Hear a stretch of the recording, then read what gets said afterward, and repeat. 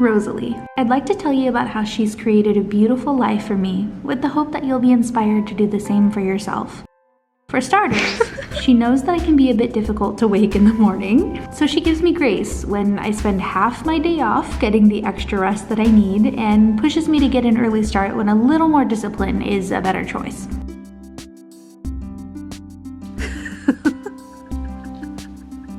You did this for what? Instead of throwing me headfirst into the demands of the day, she sets aside time to spend easing my brain to wake. She cradles me in those first few moments of awareness called a flow state and turns on one of my favorite meditations because she knows that practicing mindfulness is an important part of maintaining my mental health. She allows me to cuddle with my dog Roxy, aka my other best friend. If I can't quite focus, she doesn't punish me. Instead, we move on to hydrating my body after quite a few hours without it and letting the light in. Something about fresh air and contact with the sun in the morning being beneficial? I don't know. I trust her.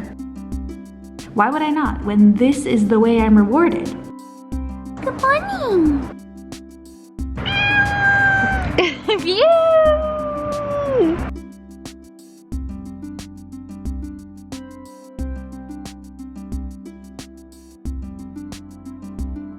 Then, she turns on some affirmations that she keeps tucked away in my everyday toolbox and lets them stream into my consciousness while I make the bed. Sure, sometimes it feels a little forced and other times super cheesy, but if I'm gonna absorb anything, I guess it does make sense for it to be something encouraging me to be kind to myself. So, I allow it. And even when I don't really think I'm listening, I realize I am. She's good at little tricks like that.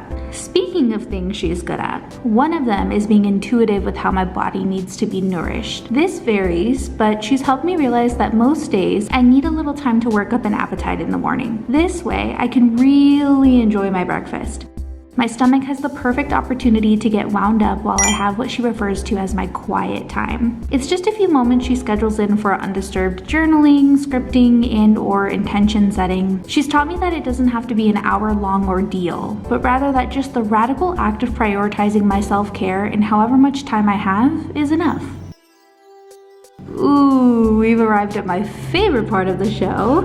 I love when she does this. I've been really obsessed with yogurt bowls lately, so she has been diligent about making sure to keep the necessary groceries stocked in to make each bowl with love. I don't know how she knows me so well, but she figured out that being in a frantic rush only stresses me out. In order to stay present, she turns on my favorite songs and just gives me the space to do my thing.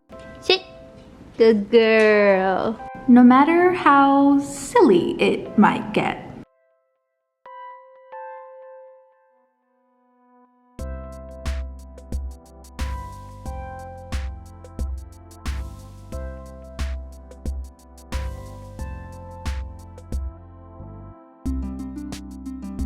Okay, I understand her point about letting my inner child express herself, but we can move on.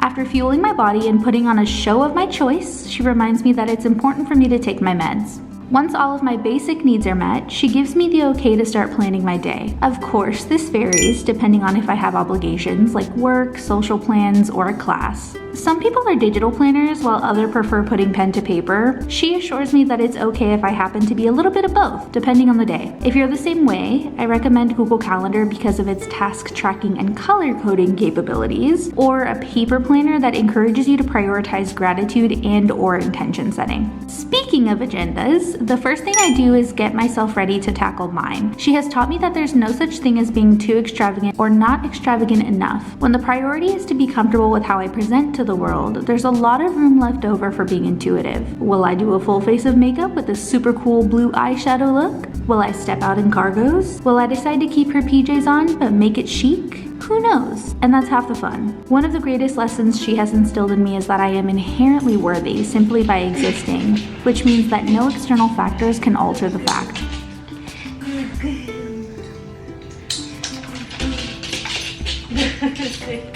Alright, Look, don't let her hear me admit this, but she really is onto something with the whole getting outdoors equals endorphins pumping through brain thing. As annoying as it might be, it really does work like magic, especially when you've got a cute sidekick to keep you company, but that's just my opinion. My biggest advice is A, wear sunscreen, B, focus on your breathing, and C, give yourself permission to be present. Everything else will still be everything else after your walk. These moments are for you. In my night routine, I'll share more in-depth details on my shower routine, but typically the mornings consist of a quick body shower. If you think the Texas sun allows me to transition straight to sitting at my desk after being kissed by it, you are charmingly optimistic. Feeling refreshed?